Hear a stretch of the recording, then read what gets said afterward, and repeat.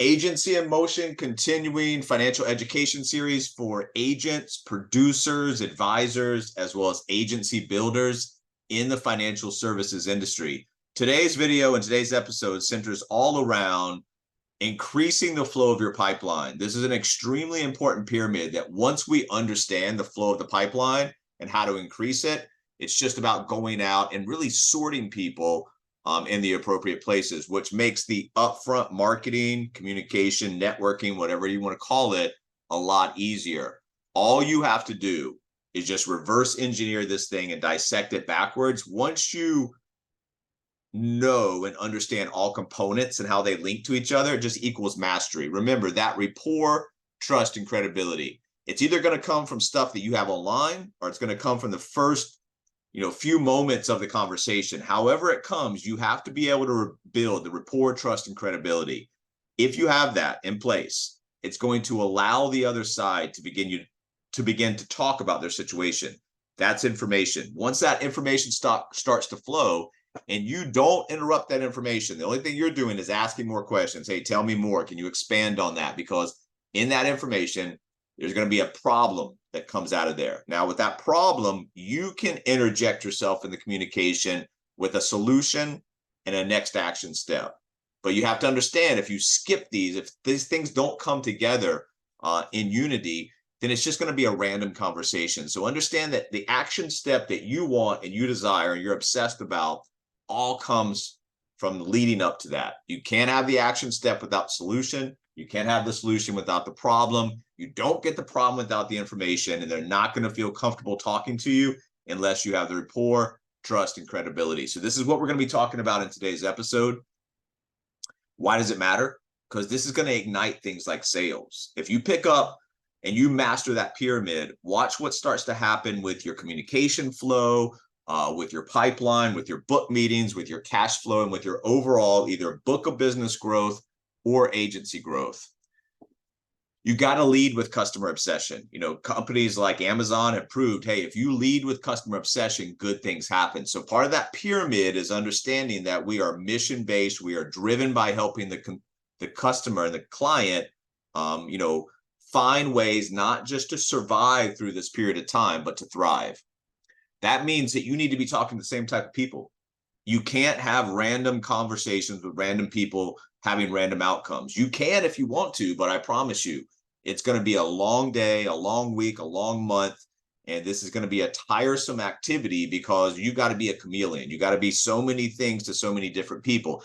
Find a lane and stay in your lane. Whatever the type of client conversations that you want to have, find that client. Where is that client? What is the message that will get them to engage and respond back and say, yes, I want to talk to you. Yes, I want more information. Yes, can you help me with this? You have to be able to start the conversation. And it's really not that hard. A lot of people think starting the conversation is hard because they are pitching, selling, and recruiting.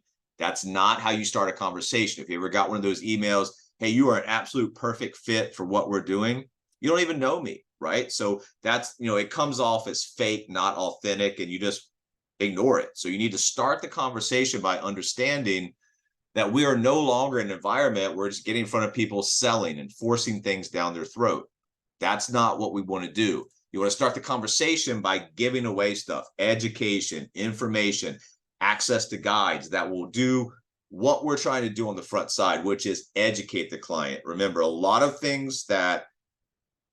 the reasons people make bad decisions with their money is because they don't know better decisions. They have bad information. They weren't taught how money works. They have poor financial literacy. So what we're going to try to do is give them the right information, replace that bad data with good data.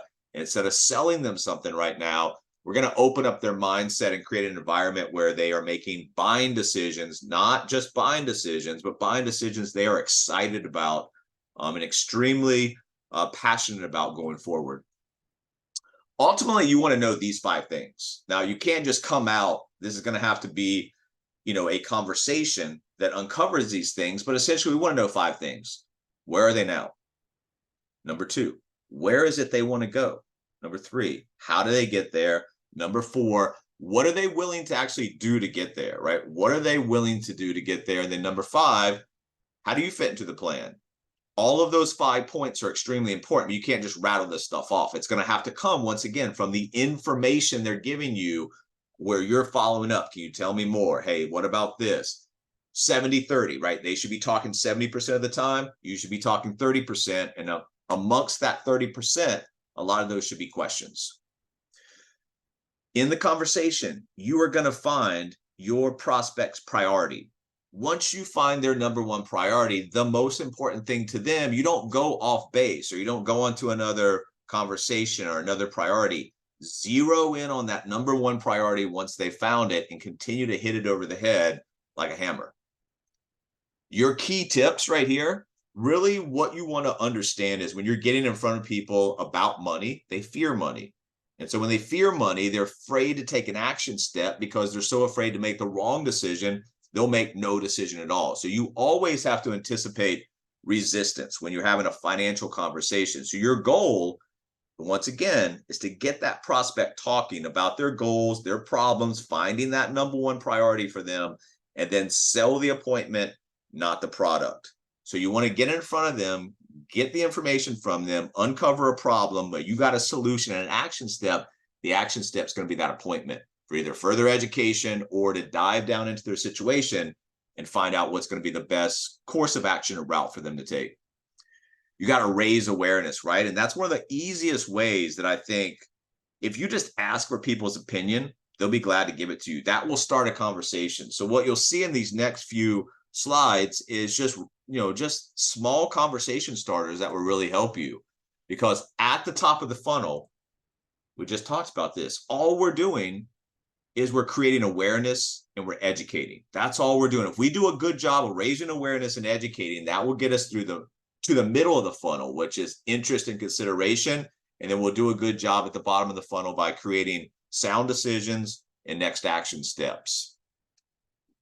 Awareness, education, selection, onboarding, use, and expansion. So when you uncover a problem, they see the problem and now they can commit to the solution. So understand what you're doing is all methodical, and every step that you're doing, every single thing that you do is for a reason. So remember, part of starting the conversation is just being curious and asking questions. Always kind of reference it to, like, if you were going on a blind date, a lot of times on a blind date, all guys have to do is just ask questions, get responses from the other side. Sort of the same thing here. Ask questions, be curious, and see what people have to say. One of the things I want to know when I'm dealing with people is, hey, do you believe that the American dream is still attainable? Do you still believe that people can achieve the American dream? This is going to give you an idea. Do they have a fixed or a growth mindset? A lot of people don't believe the American dream is still attainable. If they believe that, then they can't attain something they don't believe in. So what we want to do is understand where their mindset is. And because those type of people that don't believe something's possible, you can't really do much to help them. So is the American dream still alive and well? Is it attainable for you? If it is, I still want to continue to talk to you.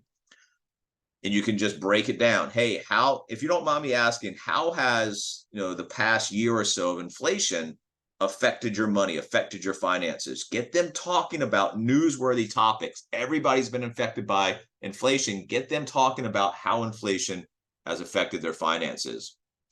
On the other hand, how has rising interest rates affected them? Well, obviously, we know how it's affected them. Their debt servicing costs more, those type of things. So they're getting squeezed on inflation. They're getting squeezed on higher interest rates on their debt servicing. So you want to get them things talking about that they feel that they are going through daily, that's on their mind.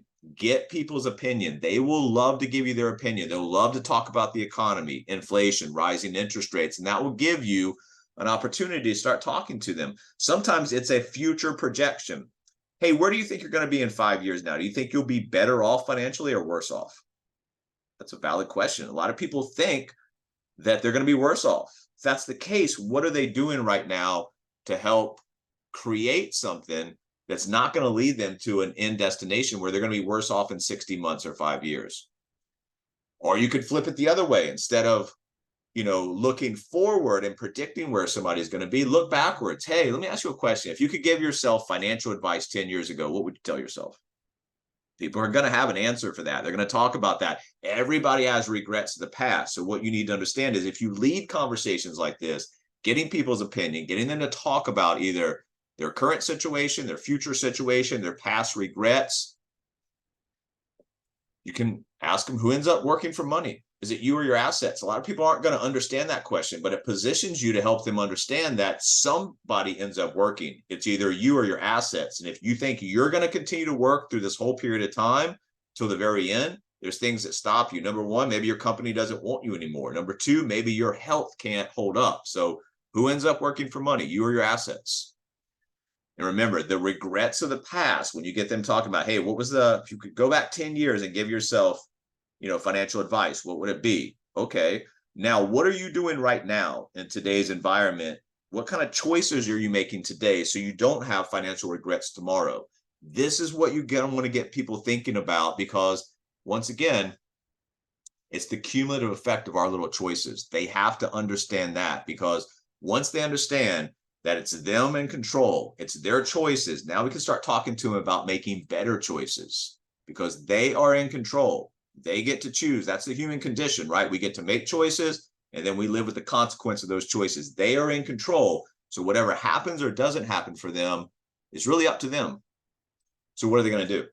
What are they going to do right now? Because if they go and don't do anything, take no plan of action, stay with the bank's plan, don't prepare for anything in the future, then they're going to go what we call drifting into an unknown environment. If they're okay drifting into something that most what we call the herd in this country is going to end up with, they're okay being in the same places that the masses are, well, that's fine. If they're okay continuing to shed money, giving their hard-earned money to the bank for no other reason than just bottom line and profit, well, once again, they're in control. They make that choice, right? We need them, once they realize that something's not working, we need them to openly talk about and understand and commit to stop doing what doesn't work. Hey, if we've been alive for X period of decades and our financial situation is not good, well, we look back and we have those mistakes and we have been doing things that doesn't work. We need to draw a line in the sand. If it doesn't work, we need to stop doing it. And then you position yourself. Hey, if I could show you a way, how would you like to? These are the things that leading them to a desired financial end outcome they would be excited about, knowing exactly what to expect, not having to worry about the typical things that they would worry about getting to that point. So you're setting up a desired financial end outcome.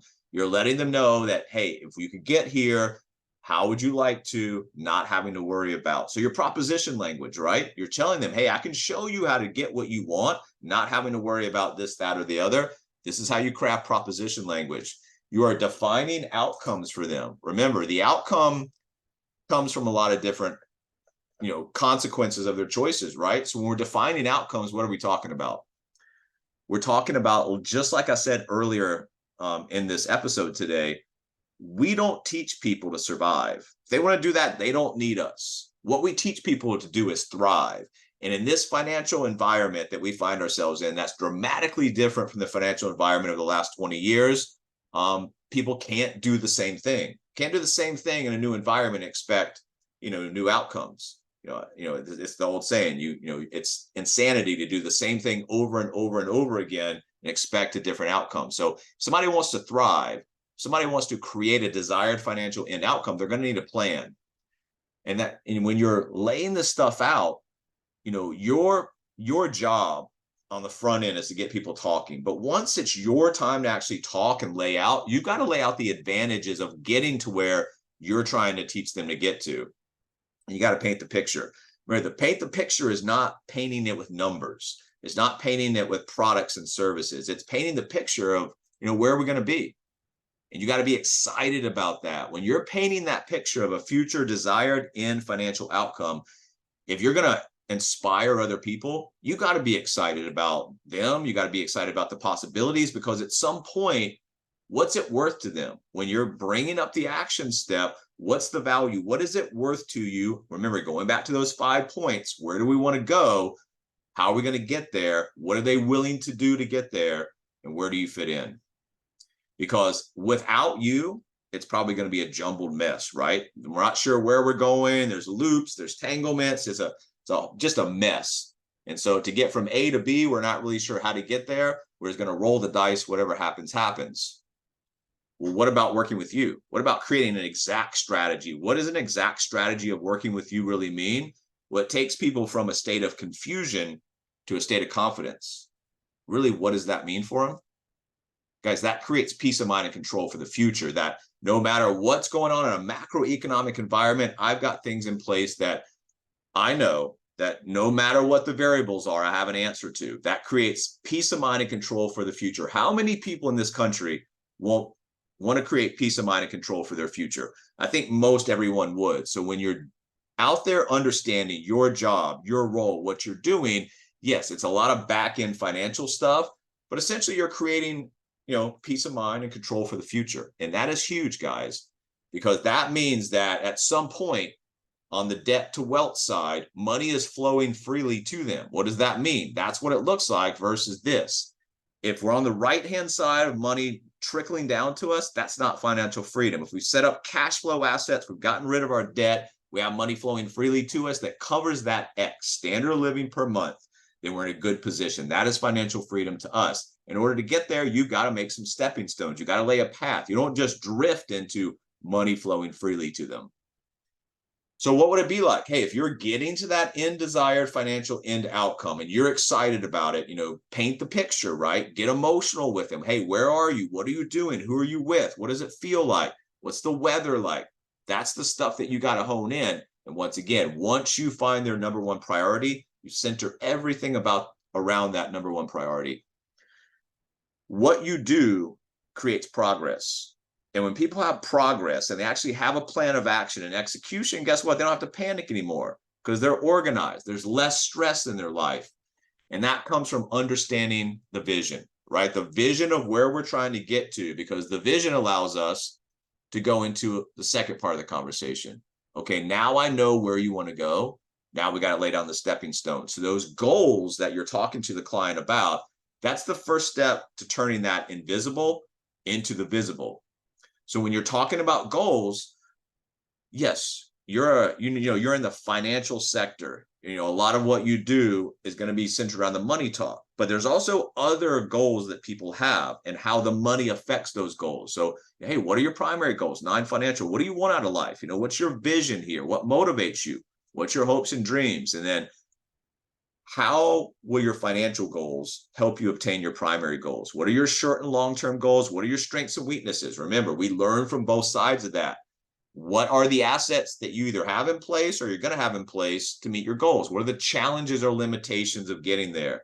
When do you want to achieve your goals? Specific time frame. Remember, Elon Musk said, if you give yourself 30 days to clean your room, you'll clean it in 30 days. You give yourself 30 minutes, do it in 30 minutes. So your clients have to have specific time frames to get this stuff done. And how much time, energy, resources, whatever it is, are you willing to dedicate to make this happen? How much do you really want this, right? And then making it real. Everybody's tried things in the past on finances. They've tried to pay off their debt. They tried to save money. They try to start, accumulating assets and investments, but something's happening. So your job in the conversation is to make it real. Hey, I know you probably tried some of this stuff in the past. What stopped you in the past? Okay, working with me and hitting these goals, how's it going to change your life? Once again, the key question here is, what are you willing to do to make it happen? Because we want to take the people on that are serious, that are willing to take the action steps, do what's necessary so we can ensure success. And then if you're talking to somebody and they're kind of stuck, well, if you're stuck, you got to take a stand. It's a line in the sand moment, because remember, at the end of the day, they don't get to pick not to spend money. What they're picking is, are they going to continue to go down a path that enriches the financial industry and keeps them poor? If so, once again, they don't need you. But if they are going to reverse that cycle, they got to make a line in the sand moment. All of your problems involve you. So we have to understand that. We have to take some responsibility for where we are. And if your client or your prospect is addicted to comfort and they just want to rationalize the situation and justify their positions in life and blame other people, guess what? You need to get rid of those people. So these are all disqualifiers. Remember, you're either growing or dying, growth or decay, right? So learning new concepts, learning new information, learning new plans of action. These are all, it takes a growth mindset, right? You need to teach yourself and your clients and your partners how to become their biggest fan. Yeah, there are also moments where we have to talk to ourselves and critique ourselves, but we need to become our biggest fan. Start feeding ourselves positive energy, building ourselves up, learn how to turn your problems into projects. And then we're going to end today just with some helpful tips. When you're trying to increase that flow of the pipeline, a couple things will help you. Number one, when you're talking to people, frame conversations, guys, because set the ground rules. Let them know, hey, the purpose of this meeting, the purpose of this conversation is to do this. This meeting, this conversation, I've allocated this much time. You guys need to agree on the outcome and then summarize the next action steps. If you set ground rules, if you allocate time frames, set the purpose, do all these things, your conversations fall into a line. They're very, very easy to do. Also, if somebody can't fall into this, guess what? That's a disqualifier. And when you disqualify, like I said, whether it's 1 minute into a conversation, 30 minutes, or an hour, it's time to move on. And you're doing a disservice to yourself and that other party if you continue the conversation once you find it's time to move on and disqualify them. Also, set up expectations. Once again, if you set up client expectations, this is what we expect from you, then all of a sudden, you know, it's not the power of position on their side, whether to tell you yes or no, they want to work with you. Now we're laying out expectations. Now we're letting them know, hey, we can't work with everybody. Now the position of power is coming back to us as more exclusive. Hey, if I'm going to set you an invitation to work with me, these are the expectations I have for my clients. Do you have any problem meeting any of these? If so, once again, that's a disqualifier. If not, now you've set up a framework where if they don't uphold to your expectations, you guys can revisit this. Hey, these were the expectations that you had that you agreed upon. You're not upholding these. What's going on? And then remember, if you're talking to the same people with the same types of conversations, you're going to get to know that persona pretty well. The best defense is a good offense. So preemptively introduce some of those objections that people have inside the persona, inside some of the conversation, because at the end of the day, you know, we've got answers, findings, conclusions, results, solutions, outcomes. There's a bunch of different choices. They can go this way, that way, the other way. You need to position yourself. Once again, we've talked about this before, not as a solution among many, but as the obvious solution. You to work with, your products and services is going to get them exactly what they want. And then they've got to make a decision. And you've got to make sure that you can't, if you've done your job and you're in this position, don't let them off easy. They have to make a decision. They can't have it both ways. They have to make a decision. And a decision comes with a consequence, right? You have to lay that out. You need consistency from yourself, and you need consistency from your clients. And that's one of the expectations. Hey, if you're going to be a client of ours, if you're going to go in and we're going to accept you as a client, you got to stay consistent with the plan of action and execution.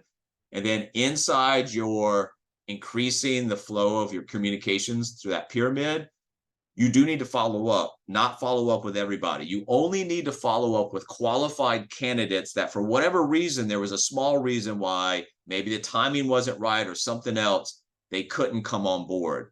Follow up only with people that are deserved to be followed up with.